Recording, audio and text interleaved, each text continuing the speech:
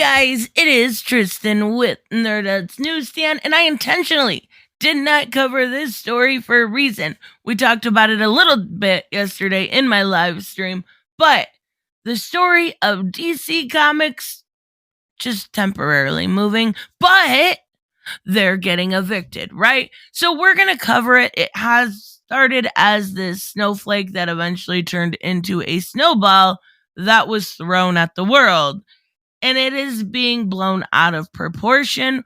There are stuff going on, and we're going to discuss that also. But really, there isn't a whole lot of story here. But you should still subscribe. You should totally still subscribe. Hit like, leave me a comment down below.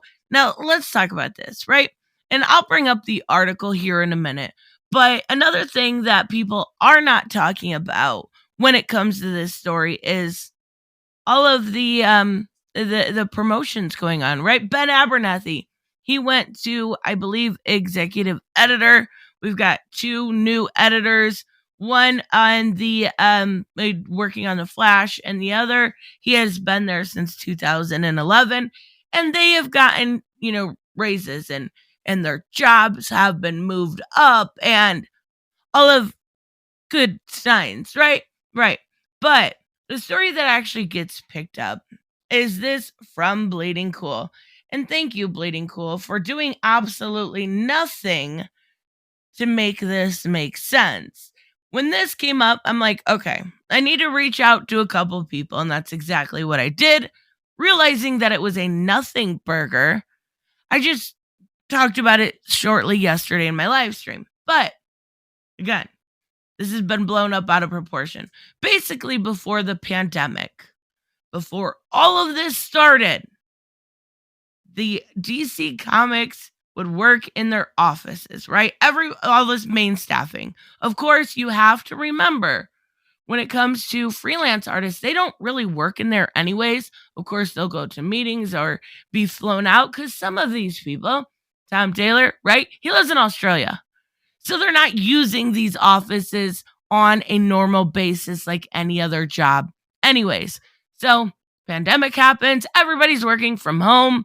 We can kind of see it in the line a little bit when it comes to editorial, kind of lacking in a sense. So I am glad to see some good editors that are actually bumped up. But now, pandemic's over. Actually, just a few days ago in California, the mask mandates lifted. Everyone would be allowed to go back and get their stuff, move everything out, and they're going to a hot desk method. They are temporarily moving because they are moving into a huge new office in 2023. This is literally just a transitionary thing. Again, it's a nothing burger. Hot desking, if you're unfamiliar, is more like an open floor plan as compared to, closed doors and desks. I'm sure Jim Lee and Marie Javins and all of them will have closed doors. But if you're talking editor-wise, it's open floor. Open floor.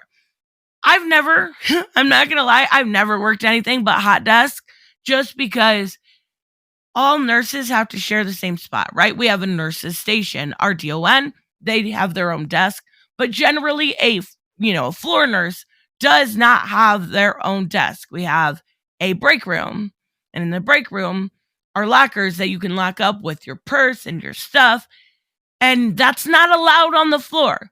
Like, I can't even have my own ibuprofen on the floor. Everything is locked up. Everything. So what do I take with me? A pen? And my stethoscope and stuff. But anything that I'm not using for the job stays back away from me. And I actually find that a lot easier. I'm less distracted. So I've always worked this method. Now, of course, it would be awesome to have your own office. It would be absolutely way better, in my opinion.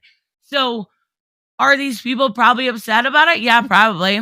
But the artists and the writers don't even really use this.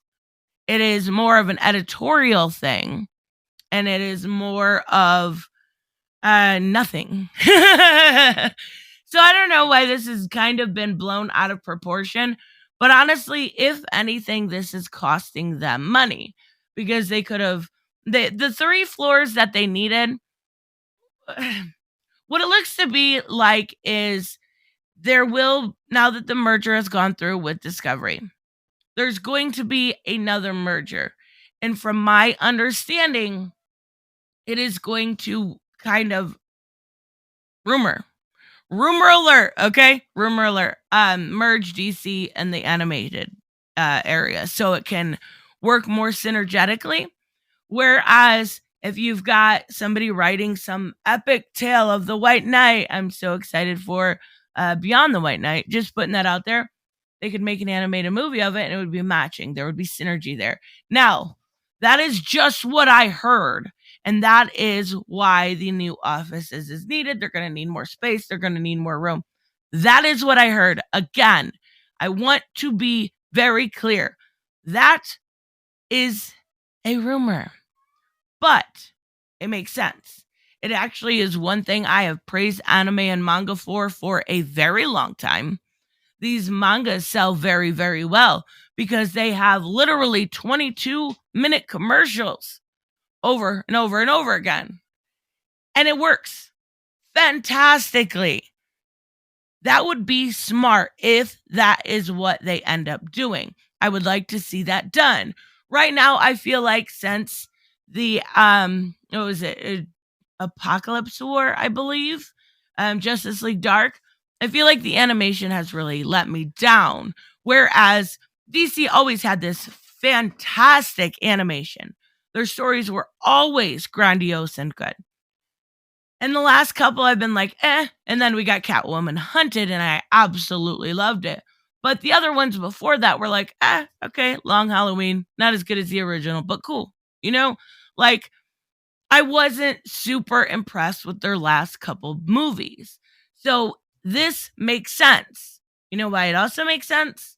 At DC Fandom, they announced, 8 different movies. They've also got the shows coming up, the Batman show and the animated, I believe it's Superman, The Adventures of Superman. So all of this makes sense. This would make sense to bring them together, to work together.